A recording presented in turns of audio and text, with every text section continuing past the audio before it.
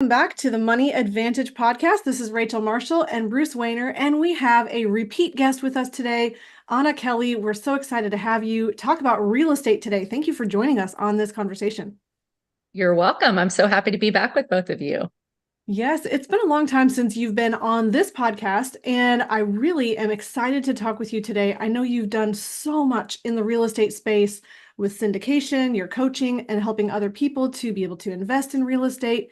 And you have a very keen pulse on exactly what's going on in the market and the economy and market cycles. And you have a keen ability to really just know what is needed in the investing space. And so I think it was just so valuable as we were having a conversation earlier about what's going on and how to respond to that. And we wanted to have you just come and share your perspective, just a voice of reason, and how to navigate the real estate investing world in today's economy. And so just thank you so much for being with us today. Yeah, it's my pleasure. It's something I'm really passionate about because, just with my background, I've seen a lot of highs and lows, and I've been through cycle changes. I'll be turning 50 this year, and so I've seen the dot-com crash, and I was pretty young through the savings and loan crisis, but obviously lived through the GFC and was in the institutional investing world as well as real estate. And I learned that you really do have to understand at least at a high level what's happening in macroeconomics and really what's happening in the economy as a whole in order to be able to make any wise investments. And I think a lot of us, we may have an expertise in a certain type of investment, whether it's in insurance policies, whether it's the stock market, whether it's real estate. They're all just an option of investing. But your performance really does change if there are big shifts, big secular shifts in an economic cycle or a real estate cycle, that no matter how good you think you are at what you do in your particular niche, if you don't understand where the economy's heading and the risks that are continuing to rise, you can make some really poor timed investment decisions that can completely wipe you out if you're not very, very careful. And I learned that primarily through the GFC, and then a lot more learning through COVID and those things that nobody thought could ever really happen. So it's something I'm excited to share with people.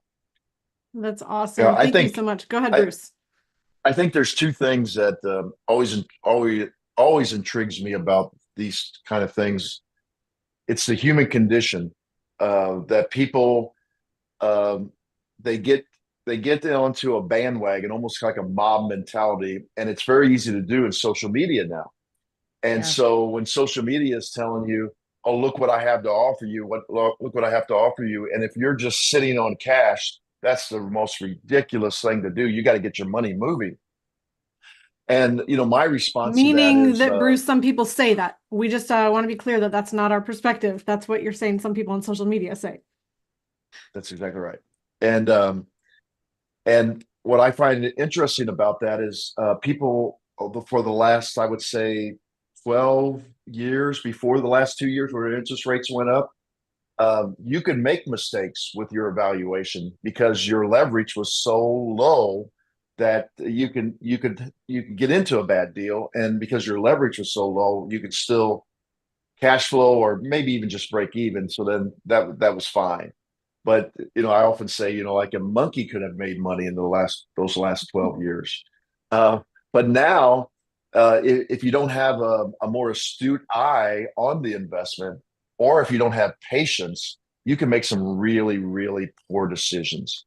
And the second thing that I wanted to bring out is there should be proof of concept on this when Warren Buffett and Berkshire Hathaway is sitting on something like $357 billion of cash right now. And so people often consider him the greatest investor of all time. And yet he's pulling back and saying, I'm sitting in a cash position and I'm going to wait this out. And I think, Anna, we've talked about this before, the returns on some of these syndications, these real estate, these non-traded REITs, have been really, really good.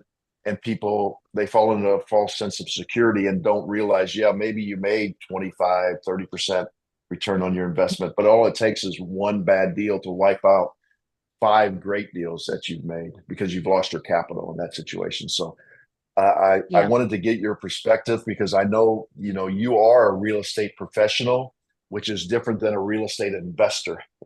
And the problem is the real estate investors think they're real estate professionals, and they really aren't.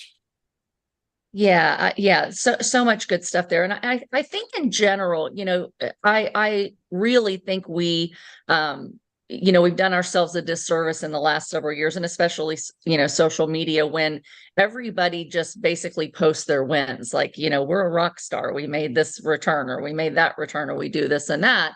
And everybody's just kind of listening to the people that are, actively investing and trading, and the people that they see, especially in the real estate, space. And we have a lot of conferences teaching people how to do real estate. And I do believe that real estate is one of the most powerful investments on the face of the earth, to create wealth out of nothing, and to be able to continue to grow that wealth and sustain wealth. But what you invest in, where you invest in, how your strategy for investing in real estate, and where we are in the economy, make a huge difference to people. And nobody really had to think too much about that, to your point, over the last 12 years or so. Any time that you have an economic expansion, and maybe we'll do just like a high level overview of an economic Yeah. cycle or a real estate cycle. Yeah. So Anna, But before you essentially, go into that, I'll kind of set us up. I want to hear a little bit about your background, then kind of where you see us right now in the cycle, and then really where people should be thinking about being in real estate today. So go ahead and finish where you're at, but that's kind of the layout that I was thinking for this conversation. Perfect. Yeah. So I'll do a quick, just very high level of my background. So I did not start out investing in real estate. I started out with no money. I actually grew up in Section 8 housing. My parents didn't know anything about money. I didn't know anybody that had money. I got my college degree, and then I got a job offer with Bank of America in their private banking department. And basically, they were going to train us to be financial advisors. We were financial relationship managers. So we got our 6 and our 63, so we could talk to people about mutual funds and annuities and high level investments. And then we were the relationship manager. So we had a team approach where we sat down with our clients. And we were assigned the top 10% of the wealthiest clients of Bank of America. And I was in Texas, and I learned for the first time about investments. I mean, of course, we hear at a high level, investing your 401k and dollar cost average, and one day you'll have $1 million, and you'll be wealthy at that point when you're 65. That's about all I knew about finances. But it was interesting. I learned about finances through my training at Bank of America. And we sat down with our wealthy clients, and we said, what do you have? Where do you have it? What are your financial concerns? And then we had a team approach. So I would sit with my client, and we would meet with the stockbroker. We would meet with our insurance rep. We would meet with our trust department to talk about wills and estates. And so I started really learning about wealth, and how wealthy people thought, and where they put their money, and what their concerns were. But I realized I didn't have any money of my own, and I wanted to become wealthy. But I realized something else. I had one of my clients laugh at me when I told them we could offer them a CD. I think at the time it was about 7 or 8%.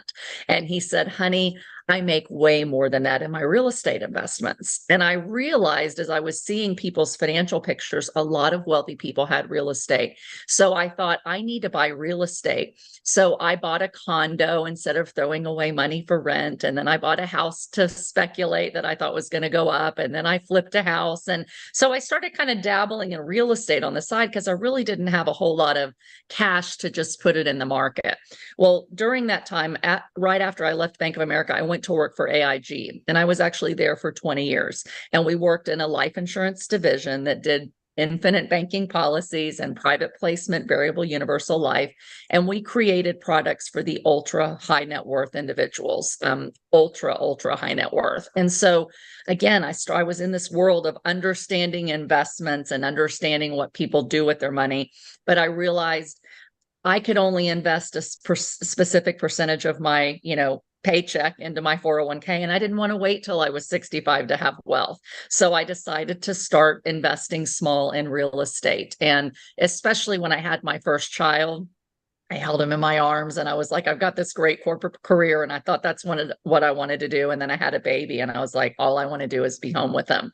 So just quick story, when I was on bed rest with him, and he's turning 21 this year. So this is how long ago this was.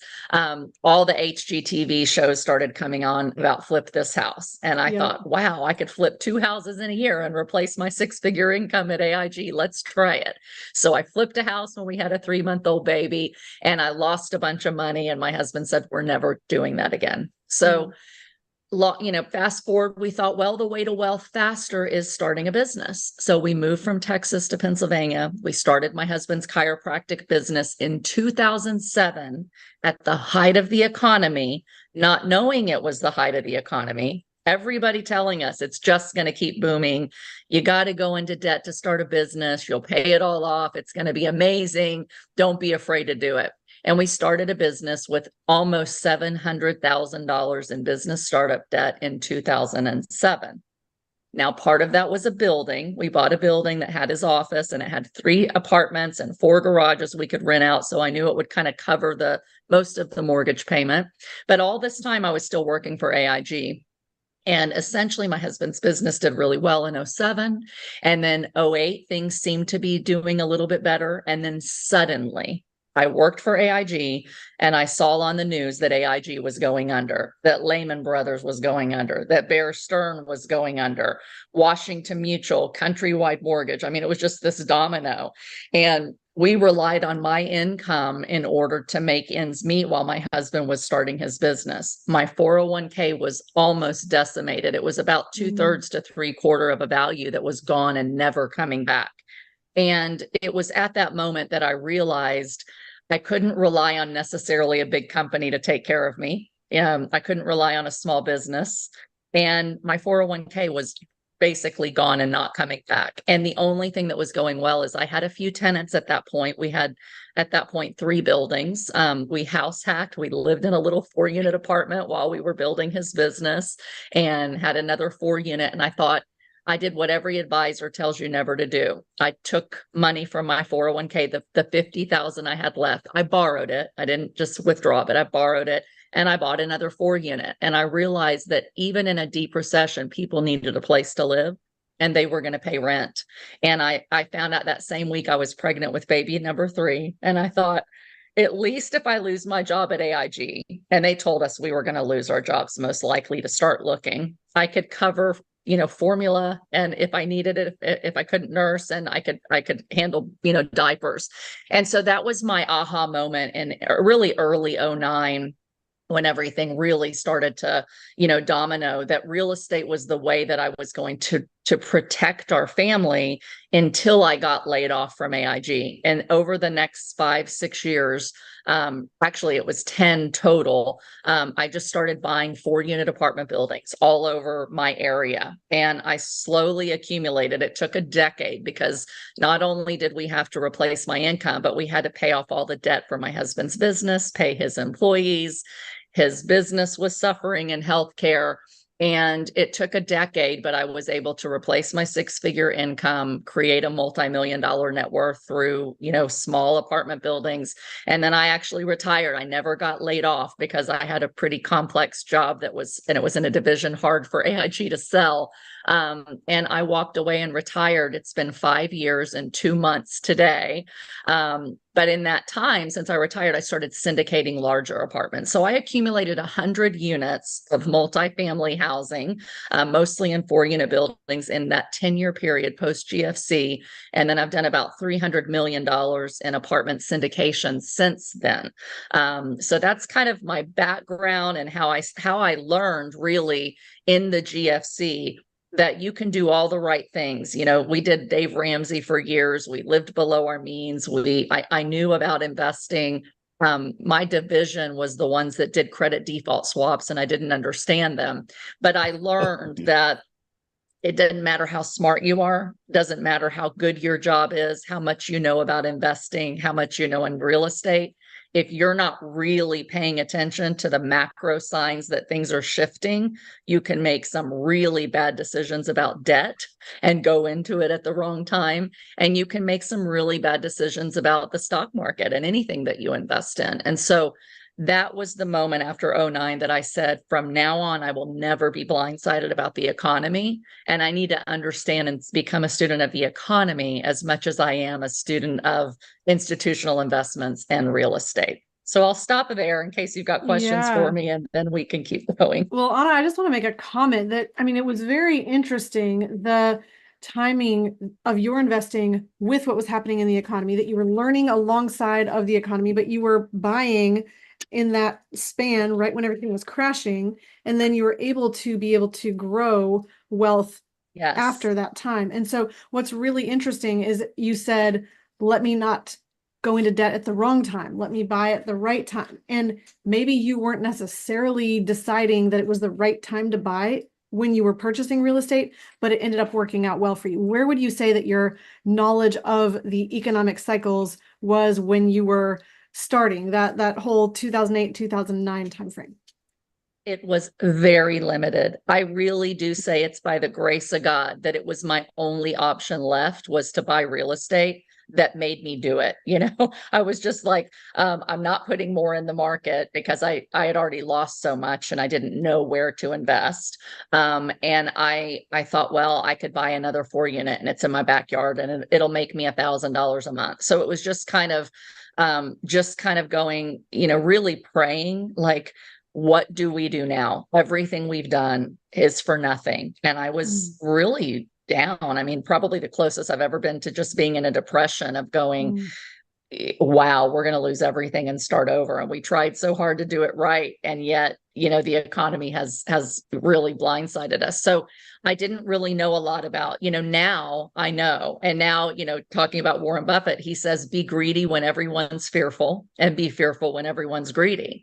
And what that means is when you are at the top of an economic cycle, everybody wins. It looks like everybody's been winning and it looks like you can't lose, whether it's the meme stocks or whether it's, crypto or whether it's real estate, everybody's in. There's something that's called irrational exuberance. People are buying, Bruce, it's funny, you mentioned the monkeys. A monkey could make money. People were paying millions of dollars for NFT pictures of monkeys. And so when you start, when my 14-year-old's going, Mom, I need to create NFTs. And he started creating NFTs of monkeys and making money at 14 on the internet.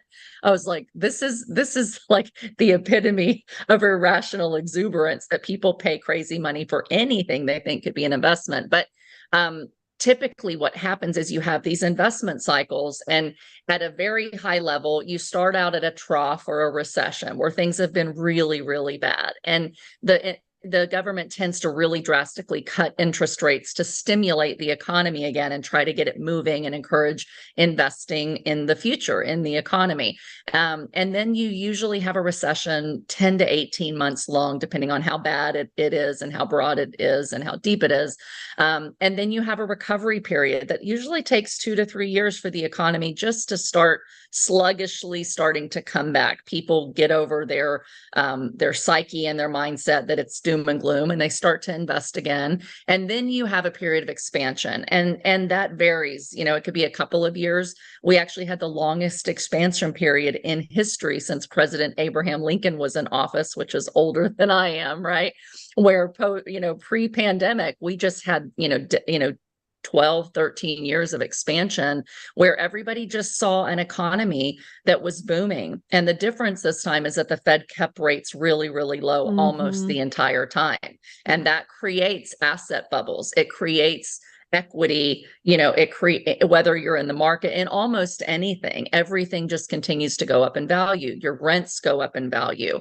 And so it's really hard to lose when you have low interest rate debt and an economy that is, lifting all ships. But eventually you end up starting to have things like inflation, where suddenly the economy just can't handle the expansion and it starts to slow.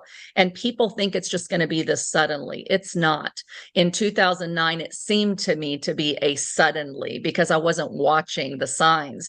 But really, there were people warning since at least early 2006, we are in an asset bubble. We are in a peak. Real estate's going to crash. Not even talking about the credit default swaps and mortgage-backed security bets that, really brought the system down. But they were just saying things are not, going to continue. We're reaching a peak, but they were always ignored. Everybody was saying it's different this time. And that's what's always said at the peak when there's this FOMO.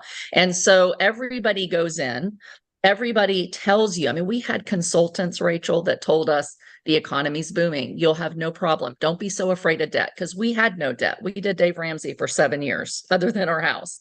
And then we thought, well, to go in business, it's different, right? Because everybody said it's different this time. So at the peak is actually the worst time to go all in or to take a lot of debt, because you know that cycle is going to correct. And when it does, it starts to decline. So you have a contraction. And eventually, if you don't have a soft landing, you have a recession again. And so the cycle continues: recession, recovery, expansion, peak, contraction, recession. So what happens is when everybody is in, and then it seems to suddenly crash and you have a recession, usually, it could take a year, 2, 3 years to actually hit that bottom. And people keep saying it's different this time. It's going to be okay. We haven't hit the crash. So don't worry, just keep what you're doing. And we're going to keep having appreciation, and we're going to keep having rent growth, and we're going to keep having the stock market go crazy like it has this year.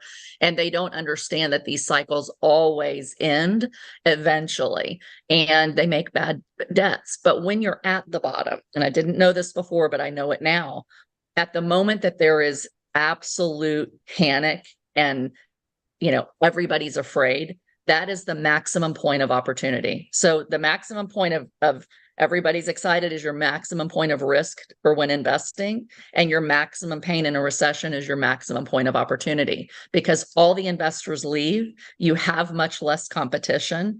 People are very afraid. They make stupid decisions, and that creates opportunities for us. And I want to really stress this: to be a good person when you're doing it, but work out win-wins to help people out of a difficult situation, but also then buy your assets while nobody else is.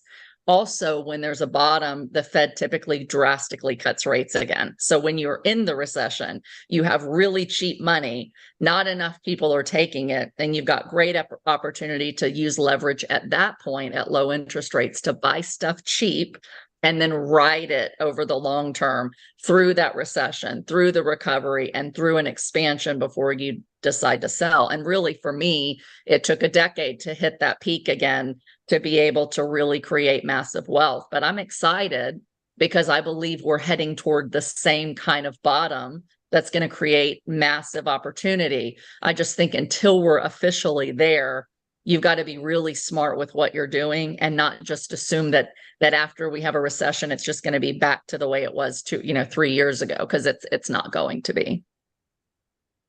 Yeah, Bruce. Yeah, I believe that. I'm often cynical, but I'm also optimistic. I guess like when Reagan told Gorbachev, we're going to trust but verify. Right. I don't believe, at least I hope, maybe it's a better word, that we will never go back to the sustained interest rates that were near zero. I mean, if we haven't learned our lesson at that time, then I don't know if we're ever going to learn a lesson. So I do believe, in the boom and bust cycle that you're talking about, interest rates will be cut again. I mean, because that's how the Fed reacts. Even though they were supposed to be the lender of last resort, now they're the lender to prop up the stock market, in my opinion. Yes. But they will ratchet down, but they won't go as far down as they did in the past. And so what that's going to do is that's still going to cause some of these people that have these loans that are turning over to still not necessarily get to the place that they were when they had the type of cash flow they needed to make the deal work. So then people that can come in at what I would call more normalized rates with the amount of cash that they can actually make the cash flow work, then they're going to be in a tremendously great opportunity. For our listeners, if you want to get more information about these boom and bust cycles that Anna's talking about so eloquently, you could go to the Mises Institute. website, and they will talk about that. Or another great one is FEE.org. And they really spell out these boom and bust cycles very, very well. So let's talk about what you believe the sector of real estate coming out of the different sectors of real estate coming out of these recessions might be the first ones to get into, going forward. If you thought about that in your thought process. Sure. Let me just say this. What I've learned over time, and I learned it, big time in 2009, but also in COVID, and I'm still learning, as I watch things, because every cycle is a little different. We have these long-term trends are called secular trends, but we've also got these short-term little cycles called cyclical cycles. And so, when we talk about what's happening, are we going to have a recession tomorrow? That's a very short term. Are we changing a cycle? That's very different than what do we think is going to happen long term, and what are the macro conditions that could change the path that we go on as a nation. And I think there's different views of that, and I haven't always gotten that right. What I've learned is that the more you think it's going to be the same and you have it figured out, the more things happen that could totally change what you think is going to happen. And so you have to start getting to the point where you do remain somewhat cynical on, any promises. We're never supposed to promise returns, but in real estate and in syndications and other private placements, we at least see something like a preferred return. So they're not guaranteed, but if we can make the return, it's the closest thing to a guarantee you have. We're going to try to pay you a 7% per year at least, or an 8% per year at least. You've got to be somewhat cynical about any kind of projections you have in any real estate, knowing that anything can happen to the economy to change that. And so you've got to be prepared with what you believe your thesis to be about the future, but also be prepared if it doesn't work out that way. And we tend to kind of look for data that confirms our bias to where things are going to go. And we listen to those people, and then we drown everybody else out. And I think that that's a mistake. And so, I'm going to tell you where I kind of think we're headed, but I will say that something I've learned that's really important is to listen to the voices that are older than us, that have been through these things before. And so I listen to a lot of guys like, I was listening to Charlie Munger and Warren Buffett. I listen to economists like Lacey Hunt, who's been around a really long time. I listen to guys like Jeremy Grantham, big hedge fund managers, Ray Dalio, who have been around the investing world for a long time. They have been warning for 3-4 years. Be careful. We're in a big debt cycle. Not only do we have these secular trends, but we have a national government and world governments that are taking on so much debt. And that impacts interest rates, and it impacts inflation, and our continued need for debt means that rates need to stay lower for sovereign nations to just pay their own obligations. But also, if our rates stay lower too longer, that creates asset bubbles and inflation. And so we've got this big risk of sovereign debt out there that is so high that it requires low interest rates for them to service it.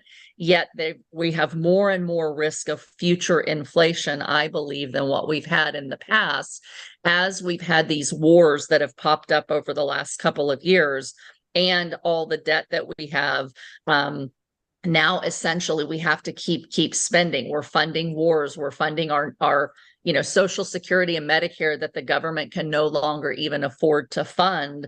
And so we've got big risk that the government has to keep spending money and keep going into debt, which creates more inflation in the future, which will create higher interest rates needed to bring down inflation. But yet the nations need a lower interest rate to cover their debt. And so I believe I listen to them and I listen to their warnings and I say, listen, I need to prepare myself that yes, on one hand, I'm getting prepared for a recession. I believe we're in a recession and we can go into some data why I believe we are, even though it hasn't been declared. And I believe it could be fairly mild, but it could be very, very deep, depending on the fallout of commercial real estate, that's impact on the banking system, whether we enter some type of banking crisis where more banks start to fail. All those things can play into what happens in the future in terms of rates and asset values. But I think personally, I think we're going to have a recession. It's going to take a couple years to recover from it. And I think we're going to have kind of a flat decade where we're not going to have anything that really creates that big boom and expansion quickly like we had before. People think it's going to be AI, and there might be some of that, but I think that with all the wars and everything going on, there's clearly a move toward deglobalization for national security purposes, as well as for energy independence. And so as the United States, for example, starts to say, we need to bring back more manufacturing here to boom the economy and to stop these types of bottlenecks we experienced with COVID and then through the war with Russia and Ukraine. We reshore things that costs a lot of money. And I think that that's going to create a lot of inflation again. So I'm preparing for an immediate recession, and how I navigate that and the real estate classes that I think are good for that is balanced by my belief that after that recession and recovery, I think inflation's going to rear its head again, and the Fed's going to have to keep rates a little higher again. How low they go and whether they go back to the zero bound, Bruce, depends on how bad the recession is. I think they could go back there, especially if we have banks start to collapse, but I don't think they stay there as long. I think they then start to see inflation and they say, we got to come back higher. So I think we're going to have a flat decade for asset values and maybe more inflation over the time and higher interest rates in the future. And that high level perspective is what drives the answers to your questions about where I think real estate is good, what kind of places you should be investing. I might have a different answer for the short term. In fact, I do, than what I think if you're an investor that's looking for, something to buy and hold for a decade. Because short-term investing, a lot of investors want to go and they want to flip houses, right? They want to do quick investments. They get in, they get out. It's very dangerous to flip properties when you're coming from a contraction, hitting a recession, and going to have a flat period or a decline in values, and a slow recovery. Same thing with syndications. I made a lot of money the last, 5 years before this last year, really, because this last year has been really tough for commercial real estate. But it made sense because we were in an expansion. So I could rely on, I can buy an apartment building, I can flip it in 2 to 3 years, and I probably am going to be able to sell it for a whole lot more in an economy that's just continuing to expand. But when an economy is contracting and may bottom out, your interest rates impact your values in commercial real estate, because investors want to make more than whatever the U.S. Treasury is paying. So if the Treasury rate goes up, then the cap rate goes up. That means the value goes down of any kind of asset that's interest rate dependent. But if you have a recession, people can't pay rent, vacancies go up, you might still have higher costs, and that could also put pressure on values. So syndicating apartments that you're going to flip or self-storage buildings or whatever becomes really dangerous in the period that we're in and going into a recession. If you have the wherewithal and you think we're already at the bottom and you're going to hold an asset for 10 years, then yes, it's a great time to go in and start buying some really distressed commercial real estate. But you have to understand it's going to be a bumpy ride, and it's going to take maybe 8 to 10 years to sell it for a profit instead of the 2 to 3 years everybody gets used to. So I know I just said a lot, but I'll pause there and let you ask me questions. Yeah, no, I think this is really valuable because, Bruce, if I may, just for a second, I think understanding what is happening in the economy is one thing. Then there's all the interpretations. And I guess, there is different perspectives on where we are and projections for the future. And I really appreciate that you're saying, you're listening to people outside of your space and your sphere. You're listening to people who've been through things before, but you're listening to different perspectives because it's allowing you to be able to form your own judgment about this. And you're saying, well, this isn't the answer. This is my perspective on this. But I also recognize that you're saying there's a lot of risk in certain strategies, specifically if you're planning to flip or you're in a position where you know your costs are going to continue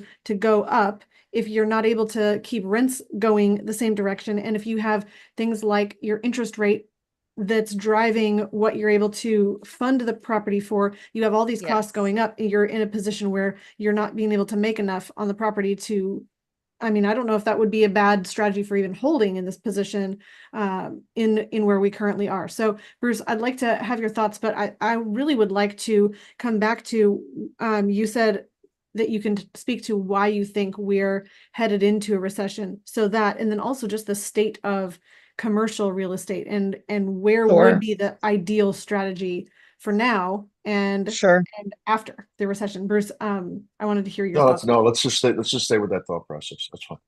Okay, great. Yeah, I think generally speaking, if we talk about just the current economy, I listen to a lot of economists that have different views, and so I realize that none of us have it figured out, and it's really hard to determine timing. You can see in these secular trends, they play out over a long period of time. And because different things spark different recessions, you don't necessarily know how deep a recession might get, meaning how bad it is, right? Like GFC, really bad, but how diffuse that is, which means how broad it is, across how many sectors does it impact? Because that makes a big difference as to how bad they are and how big you bounce off as well. And then how bad and how broad they are can make them last a much longer time. But essentially, this recession is behaving very differently than what some have in the past, because it's preceded by so much unprecedented money, helicopter money, dumped into the economy as a response to COVID. So not only did households get checks, small businesses got checks, big businesses got checks. We had so much money dumped into the financial system that I believe it's kept a recession from happening sooner. I thought it would happen 2 years ago. I thought there is no way we're going to have mass inflation and then we're going to have a deep recession. But there is something Lacey Hunt likes to call long and variable lags. It varies how long these lags are between peak and trough.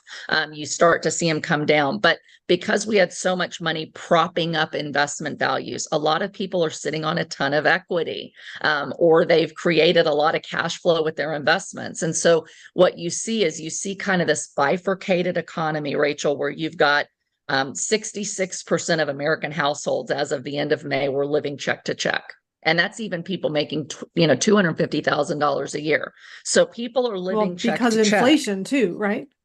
Exactly, because the cost of living's gone up ballpark 24% for the average American in 2.5 years. And so when cost of living has gone up that much, and those are things that are really kind of locked in. We talk about inflation coming down. Doesn't mean prices are ever going back to where they were. It just means the rate of continual inflation is lower than it was before, but prices are still going up. So when you have 66% of the population literally living check to check to check, that gives you 34% of the population that's doing fine. And so those institutional investors, those family offices, those wealthier people, yes, our costs have gone up, but we can weather it. So you look at things like vacations, vacations, there was all this revenge spending. There was a survey that just came out, Rachel. I just read it a couple days ago, maybe a week and a half ago, and it asked people, are you living check to check? Yes or no? Are you taking a vacation? Yes or no? And are you putting it on credit? Yes or no? And the vast majority of people are still taking a vacation and they're putting it on credit. So people are still spending. They're hoping it's different this time. My job is going to be okay. I'm going to put it on debt. And then the Fed's going to cut rates and things are going to go back to normal. So not only are they living check to check, but they're increasing their debt. And now we're starting to see big defaults in credit card debt in auto loans. Now that people are having to repay their student loans, they're defaulting on student loans. We're starting to actually see an uptick in foreclosures from people who had their homes not have to pay during COVID. They tacked it on the back end. So we see a really stretched consumer, but we haven't technically been in recession because there's just these little pockets that pop up that have just enough growth that it keeps GDP just high enough that we're not technically in the 2 quarters of negative GDP definition of recession. However, again, when 66% of your population is stretched and can't stretch any further, that does finally impact the consumer where they stop spending. And once they stop spending on most areas, most discretionary spending in the country, that does cause pressure on employers. You start to see layoffs, you start to see cut pricing, and you start to see that inflation coming down. So recession really is the cure for inflation, unfortunately. But we're seeing all of that now, Rachel. And so, yes, we're not technically in a recession from the standpoint of 2 quarters of negative GDP. But when you look at employment, people say employment's so low. So I like to once a week, I'll pop on CNN, MSNBC, and Fox. I don't get my news from network news, but I'll just listen to what they have to say, especially on their financial stuff. And, one channel's going to say, the economy's booming, unemployment is still at record lows. All these people that say that it's not are doomers, and they just don't want Biden to win, right? And then the other channel will say, the consumer is stretched. We have upticks in unemployment, all of the new job creation, and this is true, is federal jobs and it's part-time work. There are no new net jobs created. And therefore, the economy is struggling. And then if you listen to them, they say you just want Trump to win. So, it's always done with a political spin, but I like to look at the actual data. And what I'm seeing in the data that's convinced me that we are in a recession, and I believe we have been since the end of last year, at least the fourth quarter, is that when you look at real employment numbers and you look at the adjustments for what was told the employment numbers are, you will see that there has been no net new jobs in the private sector. So in other words, the number of people leaving and, going into unemployment or moving to part-time jobs has exceeded the number of actual jobs created by the private sector. There's some stats that I look at a lot of data, and go back and look at prior recessions. And there's stats that show you that when more than 20% of jobs created are federal or healthcare, you almost always have an immediate recession. Well, that was the case for the last quarter of 2023. The other thing about unemployment numbers is they're often revised backwards. So we were told that there was a job creation of about 600,000, I believe the number was, for the last quarter of 2023. But when you go back and look at the revisions, we actually lost 780,000 full-time jobs. It was all part-time jobs. So we had we had job losses for the last quarter, but they don't really tout the revisions. They just tell you what it was. And so when you look at that, part of the reason there's this big disconnect in employment numbers. So I'm really focusing, yes, on GDP, but more so on employment, because employment is really what drives continued GDP, and a loss of unemployment is really what leads into a recession. Unemployment is always the lowest just before a recession. But everybody always says unemployment's low, so we can't have a recession. Statistically, if you go back and look, it hits its lowest and then suddenly it starts to tick up. And there's 2 recession rules that have been accurate, 100% accuracy, just like the inverted yield curve is 100% accurate in predicting a recession, right? And that's been inverted for, I think, 2 years now. Bruce, you'll have to correct me on the data. No, I was going to say about 2 years. Yes. Yeah. So, it's been a long time, but there's a rule called the McKelvey rule, and there's a rule called the Somm rule. And the McKelvey rule basically looks at any month-to-month change for a 3-month period that is a 0.3% change in unemployment. So when unemployment ticks up 0.3% month over month for 3 months, it always indicates a recession is immediately there. And then the Somm rule is 0.5% on a quarter over quarter basis. As of the end of May 21 states had hit the SOM rule. So 21 states out of 50 are in recession, according to the unemployment ticking up. And there are, I think, 36 states that when you look at their unemployment numbers versus their employment numbers are technically in recession already from an unemployment standpoint. So when you look at the fact that more, around half, give or take, of US states have growing unemployment, the employment that is there is mostly part-time jobs and not full-time. It is a telltale sign that you are in recession. It's just not going to be declared until that ticks into two negative quarters of negative GDP, where GDP is down below the rate of inflation, essentially. So there's different measures for that. But I see in these unemployment numbers and the fact that 2/3 of households are living check to check, that the only thing really keeping the nation afloat in terms of positive GDP is government spending, healthcare spending, and it has been the way that the U.S. government calculates rental income, the value of the cost of living, the cost of having a home, it's owner's equivalent rent. That and insurance are basically the things that are keeping GDP high. Some travel, almost everything else is in negative territory. The last thing I'll say here, because there's just so much data, and then I'll shift gears for you. But the last thing is, if you look at ISM manufacturing reports, generally we need manufacturing to continue to create production in this country. And manufacturing is in a manufacturing recession again. It was in 2019, just before COVID, but it's there. And that the surveys on manufacturing companies are that they are about to lay off significant numbers of people because they just are not selling what they need to. And so all those things are recessionary, and they make me believe we really are in a recession. I just don't think it's going to be declared until one of two things happen. We get past November and the election's done, because the NBER and the Fed don't want to be accused of making political decisions with their rates and with what they do. And number two, if you had a major number of banks start to fail immediately, or a huge impact in mass layoffs between now and November, I think the NBER will declare it, and they'll go back to the fourth quarter to say we've been in the recession that long.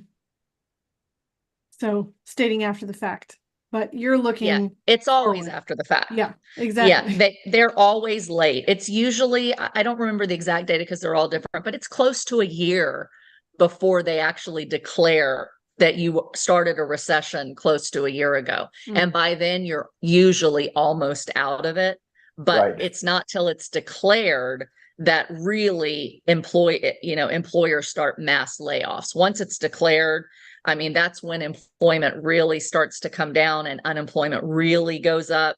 And then you kind of see the depth of the recession on the tail end of the recession, not at the beginning, because people don't recognize it at the beginning.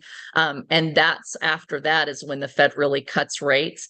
And by the way, when the Fed cuts rates, it's kind of counterintuitive. It says to the world and the companies, we really are now in a recession. And that's typically when you see stock market values correct, and you start to see people panic that we're in a recession. And then it just kind of gets worse until, people get that confidence back to start investing again.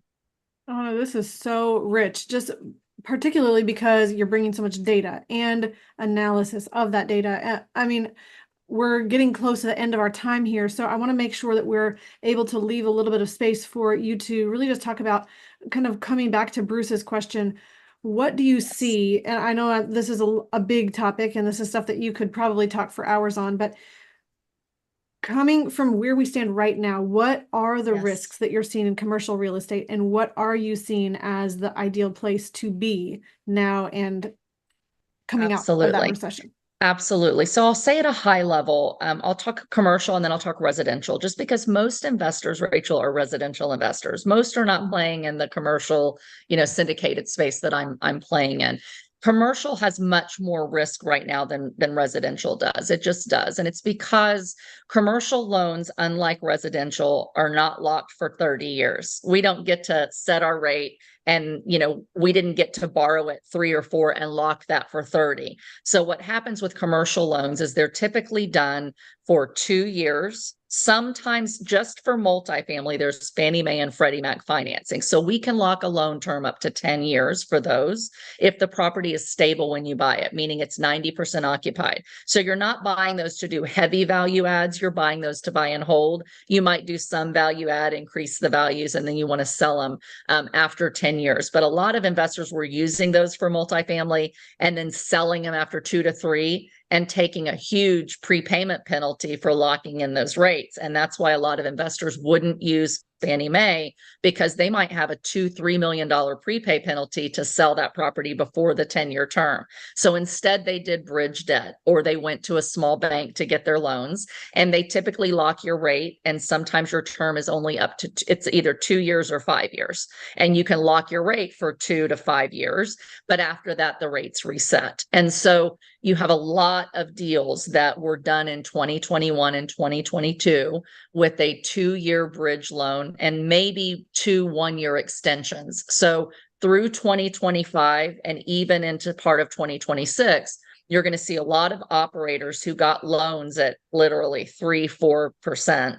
Now they're going to refinance those loans, and they're 9, 10, 11%. So you simply cannot make the new payment work. You'll be upside down in cash flow. That makes you insolvent, and you got to hand over the keys. You're done. You've lost all your equity. You've lost all your work. You can't refinance a property that is worth less today than it was when you bought it in most cases. So today, because that treasury rate went from literally, like 1 up to, up almost to 5 at some point, your treasury rate is considered the risk-free rate of return went up so high that then your cap rate, for high level, the cash on cash return you demand for owning that asset if you paid cash has gone up above the treasury. So now it should be 6 or 7%. Well, when you bought a property at a 3 or 4 cap and you have to sell it or refinance it at a 7 cap, it's taken about a 20 to 40% hit in value. So when you want to go refi it, doesn't matter that it's cash flowing. It doesn't matter that it's doing good. Even if you could get a lower rate next year, if the Fed cuts rates because of a recession, your value and your cap rate, or your value is lower, your cap rate is higher. Most people don't have the cash to cash in to keep their loan to value rate the same as where it was when they bought it. So they're losing properties. So that's going to create big risk. The risk of buying today, the good thing about buying today is if you have the funds, you can raise money. You're a family office. You have tens of millions of dollars. You can buy properties on pennies of the dollar compared to where they were 2 years ago. The risk is that you think that they're going to go back to a really low cap rate and rates are going to go right back to zero. And if rates don't go right back to zero and the cap rates stay higher and you have more inflation in the next couple of years, that cap rate will go right back up, and you could actually have the same problem that people are having today. So you've got to be really careful in commercial real estate. You can buy on pennies on the dollar today, but you've got to have the wherewithal that you have a low loan to value loan. You have the wherewithal to handle the cap rate tomorrow being higher than it is today. And you have the experience to get that net operating income up high enough that if your income's high, even if your cap rate goes up, which would bring values down, that increased income will bring values back up to kind of balance it. So you've got to be in it for the long-term hold if you're buying today, not buying thinking you're going to turn it in 3 years and make money the same way you did during the height of the economy. So that's the biggest thing with commercial. The other thing is you've got to know your market. So the good thing is most commercial properties go up in value in really big cities because they're traded by big funds that want stable economies, stable local economies with lots of employers, lots of employees, so that even if there's a recession, their GDP is going to bounce back faster than the nation. So you want to invest in those big cities that are good employers. But at the same time, that's where a lot of commercial real estate was built over the last couple of years. So there's massive oversupply in some of these markets because they thought people would keep coming like they did from COVID. So that's going to impact values. So commercial real estate right now, it's for those that are greedy when others are fearful, and they've got to have a really good game plan with, option A, B, and C for their exit. When it comes to residential, Rachel, most people are buying, less than 10 units over their lifetime. So if you can buy a small multifamily property from a small multifamily operator who's distressed because of their loan as well, you might be able to buy a small property for close to replacement value.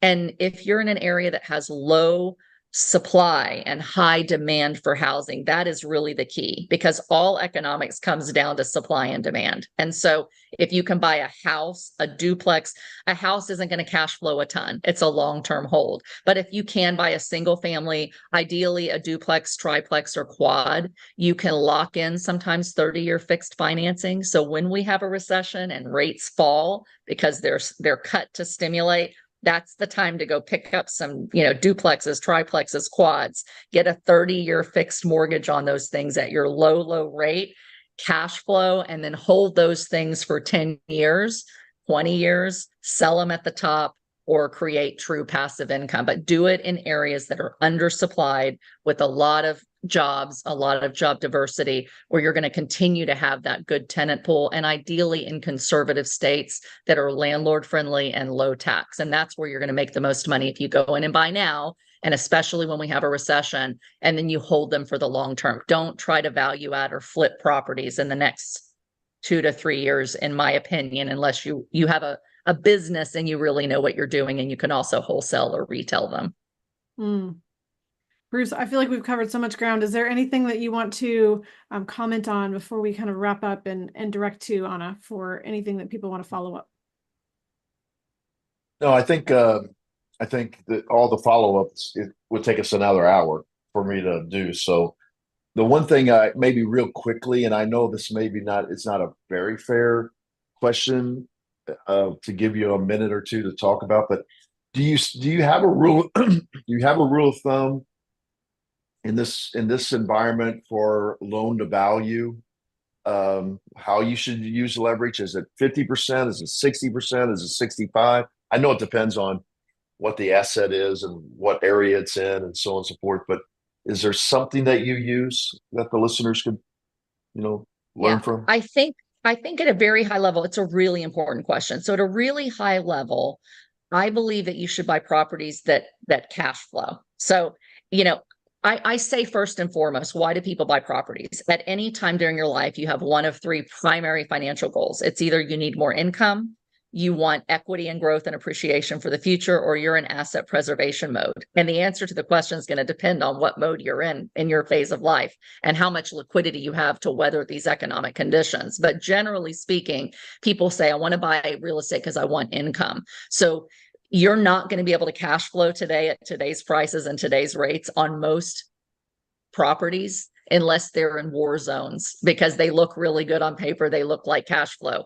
You want to buy properties in strong areas, what I call class A or B properties, class A or B market, ideally 30 or 40 years or less, in areas with really strong GDP and growth. If you're in those kind of markets, right now we're in a negative leverage situation, meaning the more I put down, the better my cash on cash return is. When rates are low and they're below about 6, the less I put down, the better my cash on cash return is. So you want to make sure that your cash on cash return is better than what you could get in a 5-year treasury rate.